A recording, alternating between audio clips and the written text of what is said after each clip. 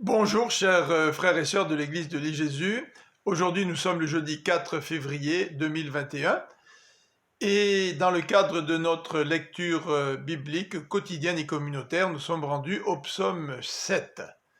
Dans ce passage, David demande à Dieu qu'il fasse justice, en particulier qu'il lui fasse justice face à de fausses accusations.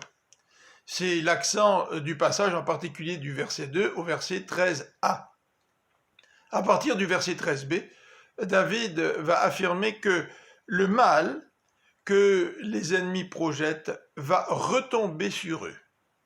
Regardons ensemble le début de ce psaume, versets 2 et 3, dans lequel David crie à Dieu. « Ô Éternel mon Dieu, en toi j'ai un refuge. Viens, sauve-moi de ceux qui me poursuivent.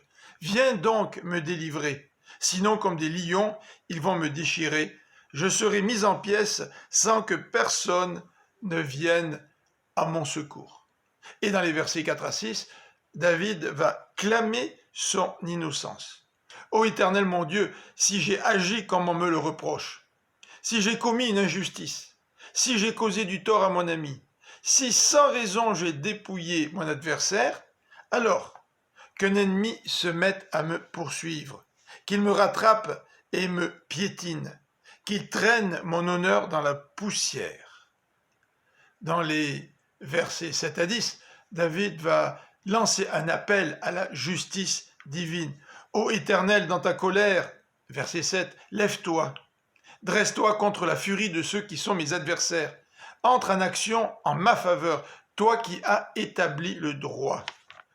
Que les peuples s'assemblent autour de toi, et toi domine-les des hauteurs de ton trône. Ô Éternel, toi le juge des peuples, rends-moi justice et agis selon ma droiture, qu'il me soit fait selon mon innocence.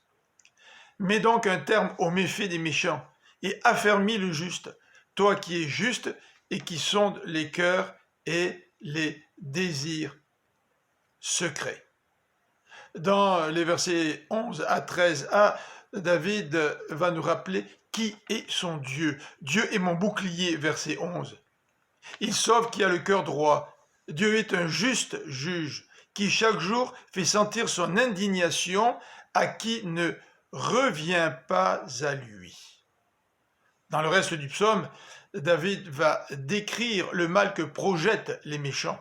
À partir du verset 13b. L'ennemi aiguise son glaive, il tend son arc et se met à viser. Il se prépare des armes meurtrières et il apprête des flèches enflammées. Il conçoit des méfaits, porte en son sein de quoi répandre la misère, et il accouche de la fausseté. Il creuse en terre un trou profond.